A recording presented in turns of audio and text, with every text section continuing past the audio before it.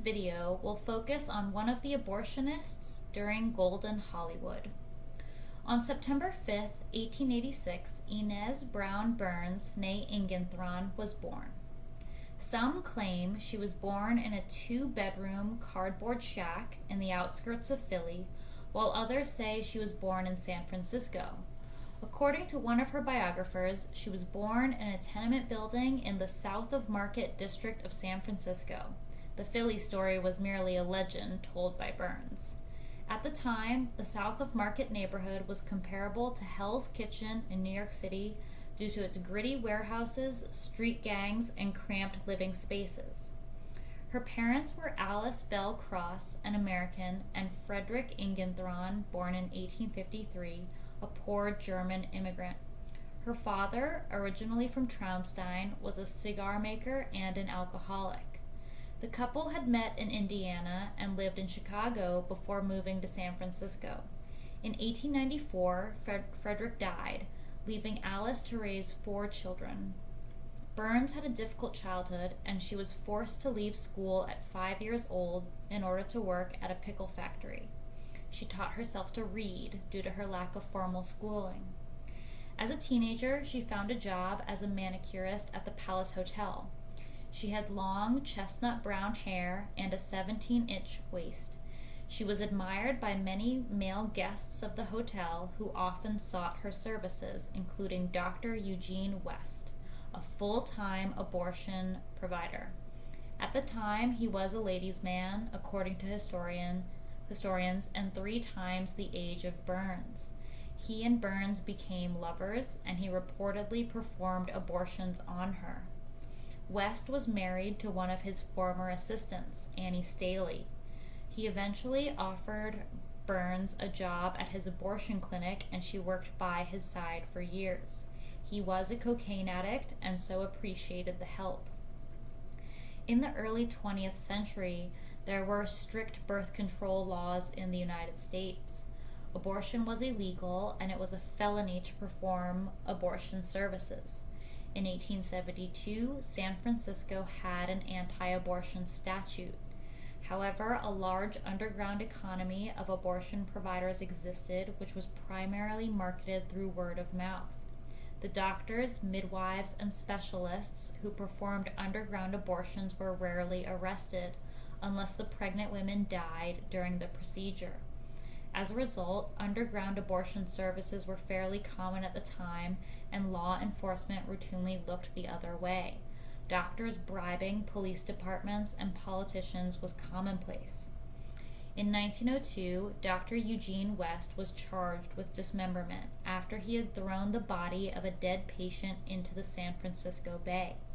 He claimed he had tried to save the patient from a botched abortion performed by another doctor, and he was unsuccessful. He had other court appearances due to malpractice. This is one of the court appearances. On September 12, 1893, some Italian fishermen found a head encased in a wire netting floating in the bay and fastened with a rope to the shore near Lime Point. The ears and all the flesh from the face had disappeared, but a few hairs from the head were found in the netting, and judging from their length it was decided that this was a woman. A few days afterward, a boy named Stevenson discovered the trunk of a woman's body floating in the bay. 2 different theories were advanced. One was that a foul murder had been committed, and the other was that this was some unfortunate whose body had found its way to the dissecting room and was afterwards placed in the bay by students to create a sensation. As the body was badly decomposed, it was impossible to ascertain from its appearance which theory was correct. In August 1893, just a month before, Miss Addie Gilmore, who with Miss Laura Allen conducted a millinery store in the little town of Colusa, California, came to San Francisco to purchase a supply of goods. But in order to acquire a knowledge of the latest styles, Miss Addie Gilmore procured employment with F. Toplitz, a Market Street milliner. She resided at the Elmer House at 314 Bush Street. On the 1st of September, her business partner came to the city. but on hearing that Miss Gilmore had left her temporary residence and place of employment without any previous notice, Miss Allen returned at once to Colusa. On learning that Miss Gilmore was not at home, she became thoroughly alarmed. Miss Gilmore was a quiet, industrious young lady whose mind seemed to be entirely absorbed in her business affairs. Her twin sister reluctantly came forward and stated that Addie had written to her on September 4th that she was in trouble and about to submit to an operation at the hands of Dr. Eugene West, who was located at 132 Turk Street in San Francisco. It was then ascertained that she had moved to this address on September 1st. Miss Allen and Miss Gilmore's brother-in-law, W.K. DeJarnett, proceeded to San Francisco and demanded of West information as to where Miss Gilmore was. They were joined shortly afterward by her parents. According to the statements of the parents, West admitted he had performed an operation on Miss Gilmore on September 4th, and she died on the 9th. He stated he gave the body to medical students. The Gilmore family dreaded the publicity of a prosecution, but finally told the police. Detective Charles Cody was sent to arrest West, but he had suddenly left his home and after some difficulty was located at the home of West Voorhees at 525 Turk Street. West had a reputation among reputable physicians who spoke in the most disparaging terms of him. Upon being taken to police headquarters, he was accused of being responsible for Miss Gilmore's death, but he denied this accusation. Working on the theory that the skull and portion of a body found in the bay were a part of the remains of Addie Gilmore, Richard Stewart, a dentist from Chico, examined the teeth and positively identified some gold fillings as work that he had done for Miss Gilmore on February 9th of the same year. Shortly after this, a thigh and portion of a woman's breast were found, which had been cut from that portion of the body previously removed. After that, small portions of the body were found in different parts of the bay. On September 26th, 2 Oakland boys saw a coal oil can floating in Oakland Creek, which they brought ashore, and it was found to contain 2 arms and hands and a foot. It also contained a lady's purse, hat pins, and hair combs, which were identified as the property of Miss Addie Gilmore.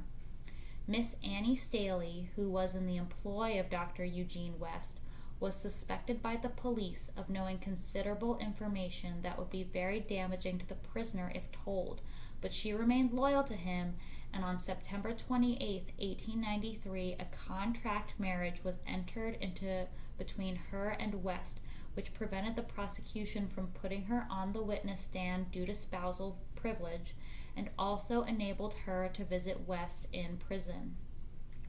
Before she died, Miss Addie Gilmore confided her troubles to a young medical student named D.B. Plymire, who was studying in the office of Dr. Harvey at 1126 Market Street. The only male acquaintance to whom Miss Gilmore appeared to give more than a passing thought was a young man named Jack. She did all in her power to conceal his identity, and as Plymire visited her on one occasion when she probably realized that she was about to die, she handed him a letter which she was too weak to tear up and requested him to tear it up. He immediately complied, but seeing no suitable place to throw the pieces, he placed them in his pocket. After leaving her, he realized that in case the unfortunate young woman should die, he might appear in a peculiar light as he was her only male visitor. He thought of the torn letter in his pocket, and with the instinct of self-preservation, he arranged the fragments in their proper order and pasted them onto a paper. It was then learned that Jack was J.C. McGrury, who flirted with Miss Gilmore in June 1892 while he was a railroad brakeman. After that, they became friendly, and she stayed all of one night in his room on Kearney Street. Mrs. Lee Austin, who was employed in the millinery store where Miss Gilmore was employed, called on Dr. West as soon as she learned the contents of the note Miss Gilmore sent to her twin sister. She there met a young lady named Miss May Howard, who resided at 815 Clay Street in Oakland. This lady informed Mrs. Austen that she had met Miss Gilmore 3 times, that 2 of the meetings took place in West's office, where she was encouraged to get an abortion, and the 3rd on an Oakland ferry boat. She stated that on the occasion of the meeting on the ferry boat, Miss Gilmore appeared to be despondent and hinted that she intended to drown herself. She also said that Miss Gilmore entered the ladies' retiring room, but as she did not come out for a considerable length of time, Miss Howard went into the room and found it vacant and the window open, causing her to believe that Miss Gilmore had jumped into the bay. Afterward, Miss Howard testified that her statement in regard to meeting Miss Gilmore on the boat was false, but she did see her twice at Dr. West's office. She claimed that West persuaded her to make this statement, that Miss Gilmore was suicidal. It was the theory of the prosecution that West intended to convey the impression that Miss Gilmore had committed suicide, believing that it would be impossible to identify the skull found in the bay as hers.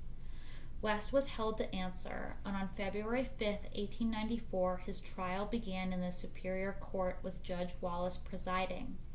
On February 16th, he was found guilty of murder in the 2nd degree. On February 23rd, he was sentenced to 25 years imprisonment. But Dr. West had money to appeal, and the case was appealed to the Supreme Court. A new trial was granted. In December 1895, the second trial began. The evidence for the prosecution was substantially the same as the previous trial, but in the second trial, West testified that Dr. W.A. Harvey turned Miss Gilmore over to him, and she was suffering from the effects of malpractice from a botched abortion and died on the following morning, but he did not testify that Harvey had performed the operation. He further claimed that he turned Miss Gilmore's body over to Dr. Tuchler, who intended to use it in the interest of science. He added that Tuchler had subsequently admitted to him that the head found at Lime Point was the head of Miss Gilmore, and that he had placed it there for the purpose of cleansing it before using it in his studies. West also testified that the reason he had previously made conflicting statements regarding the case and failed to testify during the first trial regarding this Tuchler and Harvey was because they were his friends and he wanted to protect them. Dr. Harvey followed West in rebuttal and testified there was not one word of truth in West's testimony regarding him. After the arguments, the case was submitted to the jury, and after deliberating for 1 hour, a verdict of not guilty was returned. This comes from the celebrated Criminal Cases of America by Thomas Duke from 1910, and it shows the attitude towards abortionists on the West Coast. Now, abortion up to birth is legal in California, and you can find many abortion clinics that publicly advertise their services to women. Following her affair with West, Burns began a relationship with George Washington Merritt, a 42-year-old businessman. She became pregnant with his child while seeing Merritt. It was considered unpleasant and uncomfortable for a pregnant woman to work at an abortion clinic and put very conflicting ideas in the minds of the patients, so Burns left her job. Before she left, she stole a satchel of medical equipment as well as bottles of chloroform and quinine, which she took home with her from Dr. West's office.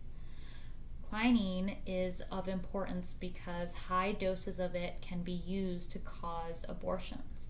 High doses of it can also cause kidney failure, and so it is a very dangerous chemical, but was used widely at the time by women to abort their babies.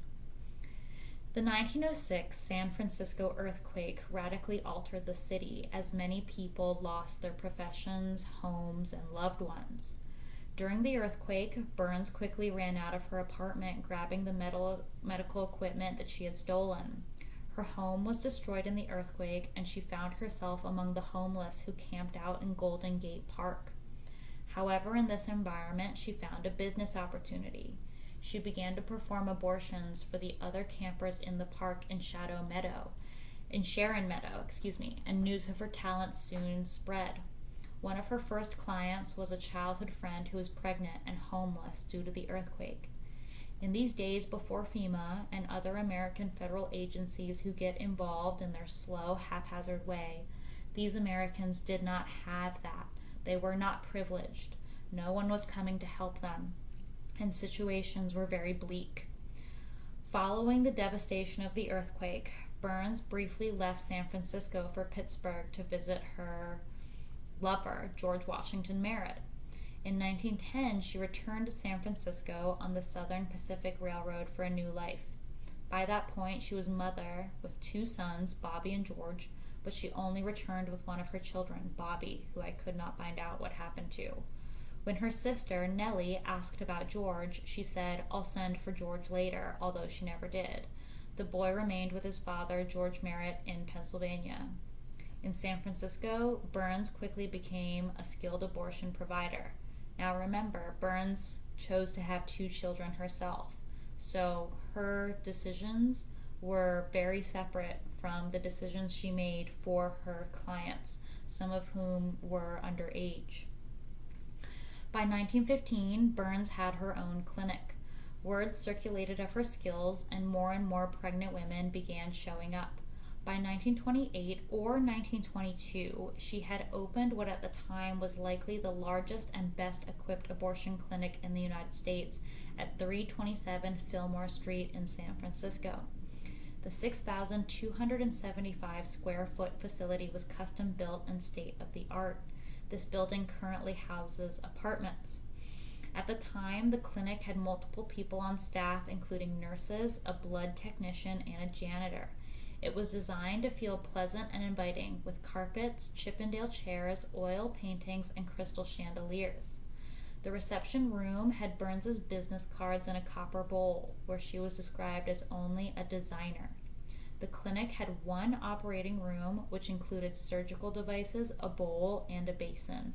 Other rooms had beds for recovering patients.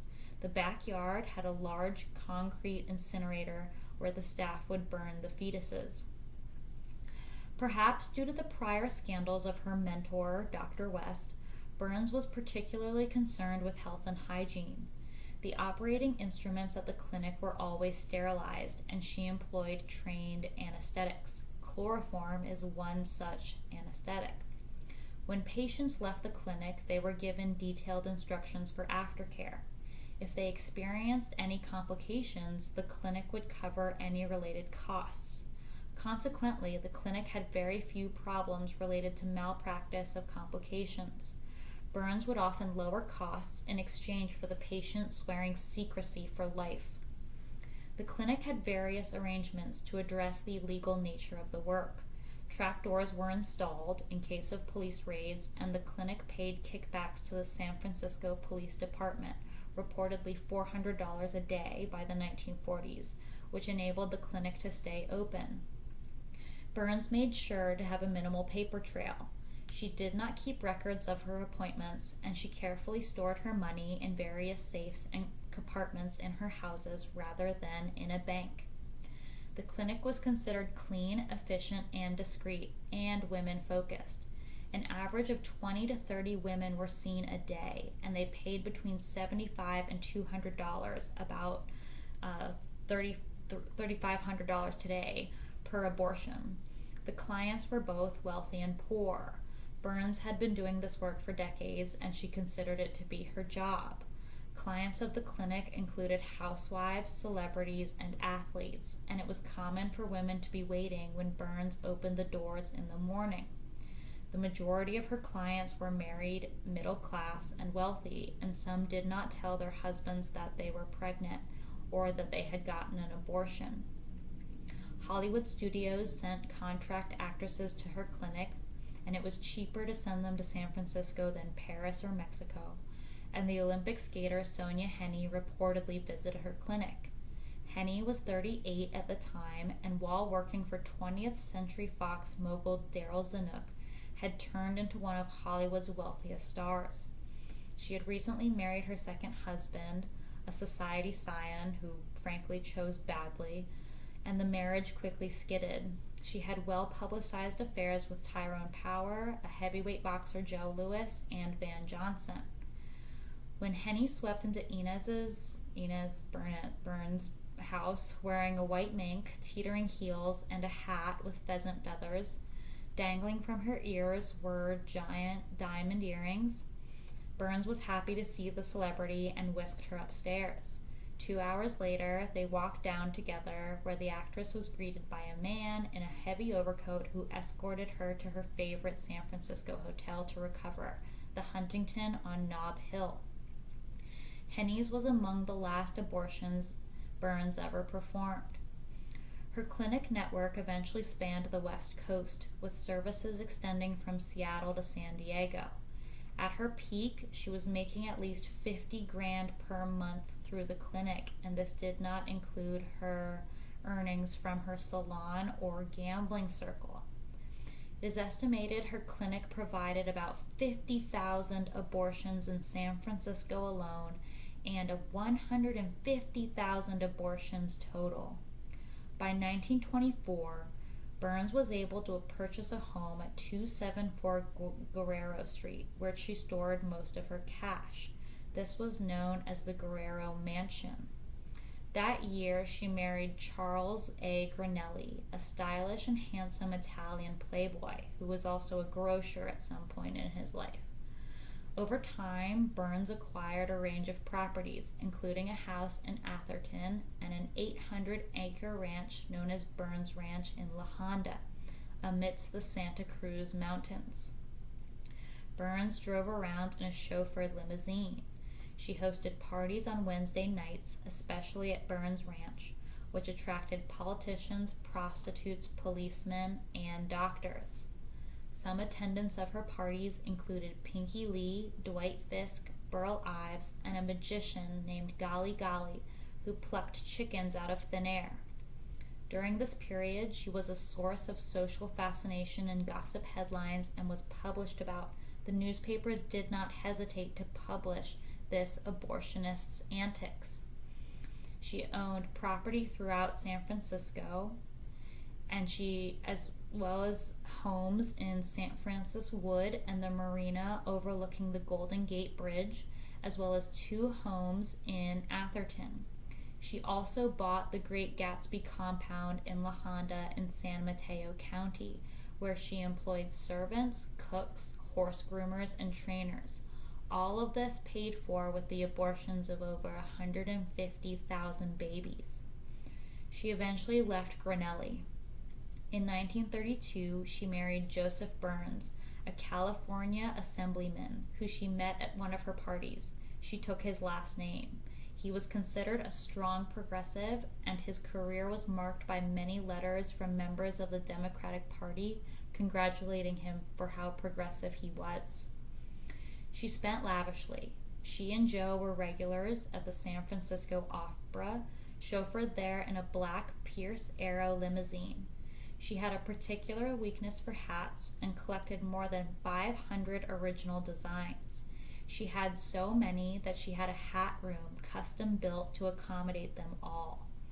As essential were her furs, and at any given time she kept more than a dozen mink coats in cold storage. She spent hours studying herself in the mirror and weighed herself every day. If she tipped past 110 pounds, she starved herself. She had 2 of her toes surgically removed to fit into stylish high heels, and 2 of her ribs removed to accentuate her hourglass figure.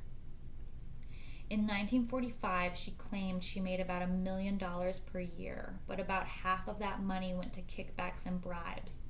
She once put $60,000 in a lockbox and buried it in the basement of her Guerrero Street house, only to remember it years later, and when she dug it up, termites had gnawed through the bills. Another time, she told a maid to remove the living room drapes and have them cleaned, but had forgotten that she had $20,000 sewn into the hem. Seeking to launder more and more money, she looked towards Los Angeles. On a trip there in 1938, she fell in love with a bungalow adjacent to where bandleader and Spanish violinist Xavier Cugat and his 4th wife, actress Abby Lane, he would have 6 wives, lived not far from the Hollywood Reservoir. She and Joe got to know the couple and went to parties at their home. It's possible that some of these parties started years earlier, and you can learn more about that in my Black Dahlia video. At these parties, she met Fred Astaire and Rita Hayworth, who had starred with Cugat in You Were Never Lovelier in 1942. She also owned property on Hiltz Avenue in Westwood.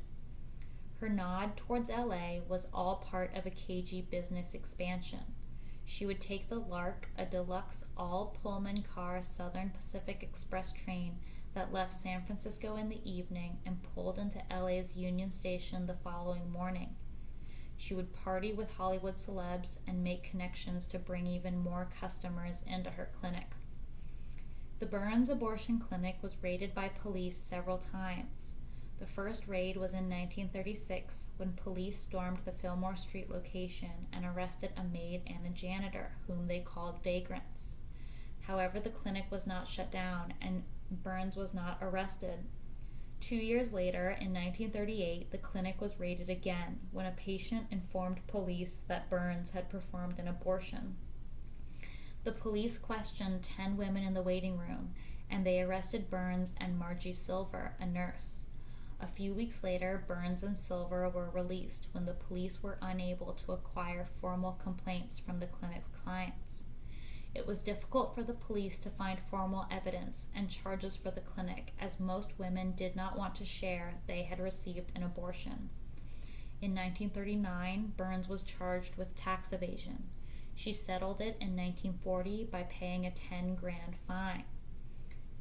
In 1943, Pat Brown became district attorney. He had run a campaign to rid the city of vice and police corruption, and it wasn't all lip service.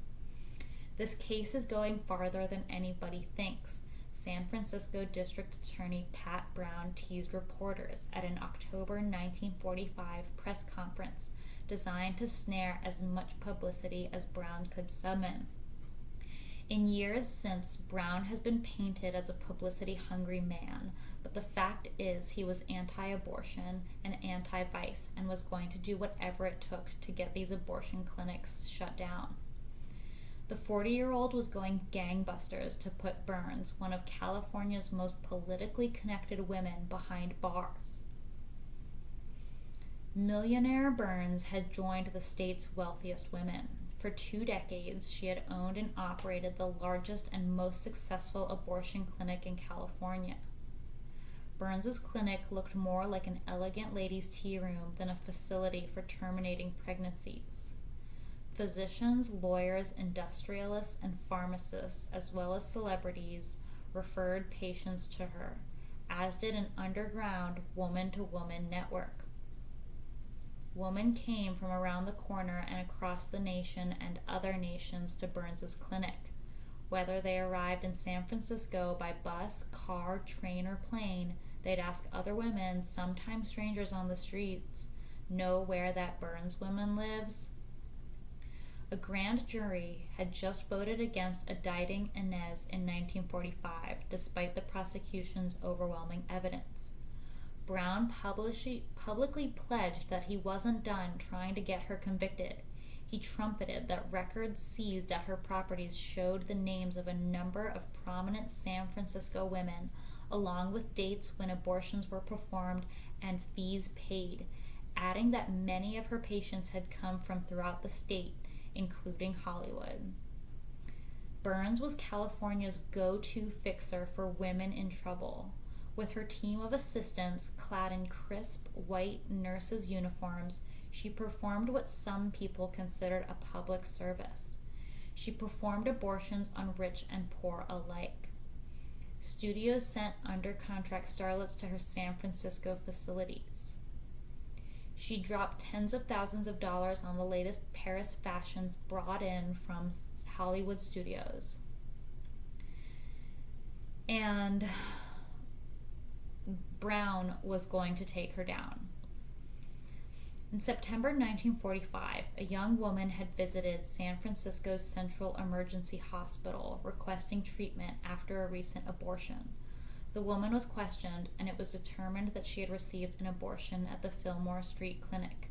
The next day, 2 undercover police officers were instructed to watch over the location. They found no incriminating evidence or activity, but a police raid was still conducted on September 26th at 9:40 a.m. By the time the police arrived, Burns had fled the address with her husband, another woman, and various documents in a bag. They had driven away in her limousine. With this news, Police Inspector Frank Ahern drove to Inez's home on Guerrero Street, where he discovered over $289,000 in cash and a piece of paper that Burns tried to swallow, which detailed her revenues. The IRS was notified, and Burns was immediately arrested. "My God," Burns exhaled to Inspector Frank Ahern during this last raid. "What are you trying to do to me? I'd rather die first before opening this safe." Ahern drew his gun. "You can put that away," she said, turning toward the officer with a half smile. She played the hand she knew. Why would this cop be different from the others and decline a bribe? Inez checked Ahern, a straight-laced, barrel-chested 45-year-old cop with a square face and a chiseled chin. He holstered the gun. "You want to see what's inside?" she said, nodding towards the safe. "You want to see why everyone comes to me?" "Just open the safe and shut up," Ahern barked. "Let's see what you're made of, Inspector." "Open the damn safe," I said. "You talk that way to all the ladies?" Burns said. "You open it here or we take it downtown," Ahern said. "Either way, this safe of yours is going to get opened." She knelt and spun the dial. She cranked the handle and the heavy door swung open. Ahern had never seen so much money. There were 27 3-inch thick bricks of cash, each tied with a red rubber band. Burns looked Ahern squarely in the eyes, their noses no more than 6 inches apart. "Drop the whole thing," she whispered, "and all this cash is yours. I'll make it 300,000, and no one has ever got to know. Between you and me, that's an awful lot of money, Inspector." "I don't do business that way," he said. "I'll sweeten it by 50,000 more. You're never going to get another offer like this." "I don't have to think long and hard about nothing. You're getting charged with bribing a cop, and a lot more. Now go away." Burns reared back. "You have any idea how many cops I've paid off? I can count on one hand the number of cops I haven't paid off. Who do you think you are?" Ahern didn't say anything. "You know what? You're a damn fool. That's what you are. Take the money. Tell it to the judge," Ahern said, and Burns was arrested. One has to give credit to Pat Brown's team and the way that he relied on policemen like Ahern, who he knew wouldn't crack under pressure or bribery. Ahern handed Burns off to a pair of cops downstairs, then went back upstairs to the closet to scoop up the bricks of cash totaling more than 300,000. All the while, cops were rampaging through the clinic, knocking over lamps, tables, chairs, and tracking mud on the rugs. One cop brushed against Burns's statue of Aphrodite, and as the statue was about to topple, she lunged to save it. Following her arrest, the police and legal forces clamped down on the clinic. Another raid was conducted without Burns present, where police found notebooks with extensive financial records. They learned that the clinic had performed about 500,000 worth, over $8 million today, of abortions in 1944 alone. Then Burns and 7 clinic employees were charged with conspiracy to commit abortion and violation of state medical laws, including practicing medicine without a license. Burns pled not guilty before a grand jury. The jury members could not agree on her guilt despite a large amount of evidence supplied by the prosecution. There was little jurisprudence for abortionists, many of whom were let go, like Dr. Eugene West decades earlier in San Francisco. Calling San Francisco the port of last fling, Burns's attorney McGovern told jurors, "Women are the particular victims of war," referring to World War I and World War II, which decimated American society. Many young women were patriotic and wanted to do something for the men headed across the Pacific Sea, where danger lurked, and they were encouraged by the media and other groups to sleep with these men, and of course by the men themselves. The women who had flocked to the cities for work did not have many protectors. Other women went into bars and were seduced. They made a mistake. They became victims of seducers. McGovern linked Burns with her own victims, despite the fact that Burns kept her sons. On September 26, 1946, Burns was convicted of performing illegal abortions. She served 2 years and 7 months at Tehachapi Women's Prison. She later received convictions for tax evasion and served additional prison sentences. In total, she had to pay back about $800,000 in back taxes, which was millions of dollars back then. She spent the final years of her life with her husband, former California Assemblyman Joe Burns, at a nursing home in Moss Beach, California. She died in January 1976 at 87 years old, and a few years after the Roe v. Wade trial decision. There's no record to indicate what Burns thought of this trial because she became very wealthy from abortions that were illegal. Although she was very wealthy as a middle-aged woman, she was destitute in her old age, most likely due to the multiple tax evasion charges brought against her requiring million-dollar payouts. But again, she also hid a lot of her money, so it's not entirely sure how destitute she was. The actresses that received abortions are myriad, and we don't know about all of them. We know that Gloria Swanson traveled to Paris to get an abortion, which she expressed in her autobiography, Swanson on Swanson. We know Betty Davis got at least one abortion. We know Myrna Loy got at least one. Joan Crawford got at least one, which might have impacted her fertility, and that's why she adopted children, because she could not have biological children. It's not known how many abortions Marilyn Monroe had. The Netflix movie Blonde gets into this. I actually really enjoyed Blonde. I thought it was a great new look at Marilyn Monroe. Madonna, the singer, says she has gotten at least 11. Supposedly Judy Garland also got at least 11, severely influenced by the studio system. So because we don't know the extent of abortions in Hollywood, I've chosen to focus on the first-person accounts of abortions, and one of the only ones we have of that in Golden Hollywood is Kay Francis. So I did make a video about Kay Francis. You can check that out on my channel, but Kay Francis gave her personal diaries to Wesleyan University, and they are accessible to the public. So because of that, we see a really unique account of abortions during the Golden Hollywood era. Let's hear what Kay Francis had to say about her own abortions. In 1922, while working for Juliana Cutting, a famous New York party planner who lived on Park Avenue, Kay met James Dwight Francis. They soon started dating. Kay lost her virginity to Dwight at the age of 17. She was working as a secretary at an investment firm in New York City, and she had her first abortion in New York City, possibly tipped off by her coworkers. Kay and Dwight made plans to marry. Dwight took it very seriously that she had his child. She had gotten pregnant. They visited Dwight's parents for consent, and the two married at the St. Thomas Episcopal Church. They honeymooned in Boston and settled into Dwight's apartment at 21 West 49th Street 2 weeks later. Kay wrote in her diary of 1922, calling it "my most wonderful year." In 1925, she had gone through a divorce and went to Paris, getting pregnant along the way. She had another abortion in Paris, where it was much easier to receive abortions than in the United States at the time, and perhaps this was the baby by her second husband, Billy Gaston. We see a trend of Kay sleeping with men and then marrying them, and so these babies corresponded to the men she would eventually marry in the 1920s. However, this trend did not continue throughout her life. In 1926, she wrote, "1925 has been a very big year in my life, and on the whole, I have behaved like a damn fool. What will 1926 bring forth?" She got arrested. She started drinking more heavily. The police raided a party where alcohol was served despite prohibition, and she was fined $15 each.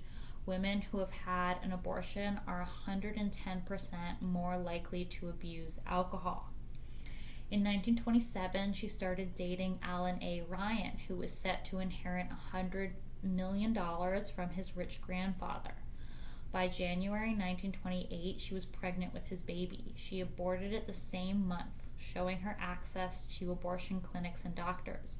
She started to take more sexual risks. She began a strictly sexual affair with a young Edmund Golding. By August, she told Alan their relationship is over for good.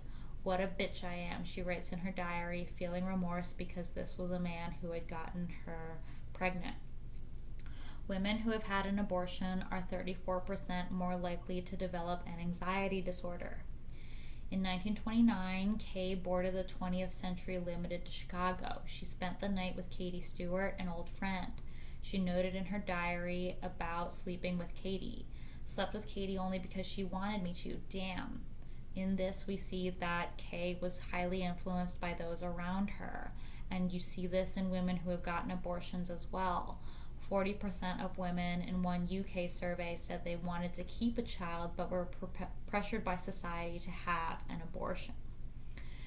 Kay writes about Katie Stewart, now her roommate, in her diary. "I really adore her, and I guess she really loves me." A few months later, she traveled by train to New Orleans to see Caddy. Unfortunately, their lesbian love affair ended, and Kay went back west. In 1930, despite her success in Hollywood and fun with screenwriter Ken McKenna, she battled with depression and boredom. She wrote in her diary, "I guess I should be very happy." By 1931, she married Ken and was drinking very heavily. She attended a party at Gloria Swanson's. Her drinking caused problems, and she had to apologize to the hostess the next morning. In 1932, she began to doubt her marriage. "I wonder if Ken and I will be together a year from now," she writes in her diary. She signs a new contract with Warner Brothers but spends the rest of the day in bed getting drunk. In 1933, she attended a cast party for Mary Stevens, MD. She drank too much and had to be carried out by Ken. Kay and Ken decide that it would be best for them to separate. In 1934, still fighting depression and boredom, Kay attempted suicide by cutting the artery in her right wrist. Losing 2 quarts of blood, she nearly died, but is possibly saved by her maid. She travels to Europe. A Paris doctor confirms that she is again pregnant after an affair with Maurice Chevalier. She has an abortion again. She returns to Hollywood. Suffering from complications after the abortion, she spends the next few days in bed. She is hospitalized due to ignoring the advice for bed rest from her physician. She attended a party at Pick Fair despite doctor's orders. You can learn more about Pick Fair and Joan Crawford in the video on my channel. In 1935, after performing some scenes from Living on Velvet with George Brent, she has a one-night stand with her leading man. She writes, "He told me afterwards that I helped him tremendously, and he appreciated that. But a baby was conceived from their affair, and she had a miscarriage in February after coming down with the flu. After finding out she was pregnant again in September, she went another abortion. Her presence in doctor's offices did not help her, and a rumor starts spreading that she has syphilis, which wasn't true. In 1936, she writes in her diary, "Beginning the new year with my lover, may he be in the same bed with me next year this time." She undergoes another abortion. "Jesus, it's awful," she writes. "Why do I always get caught and have so little fun?" 3 months later, she has an extreme panic attack. Women who have had an abortion are 300% more likely to commit suicide, and 2 in 3 women who have a late abortion after 12 weeks suffer from PTSD. In 1937, she has another abortion, her 7th. In 1938, she writes in her diary, "Oh my God, what am I getting into? I have no idea. Pray that it will come out all right, that's all." She gives an interview saying, "I can't wait to be forgotten." In 1939, her Christmas Eve and Christmas is spent crying. As she decorates the Christmas tree with her mother, the two have Christmas dinner, and she gets drunk with Miriam Hopkins. Today, the global rate of women having an abortion is estimated to be 1 in 3.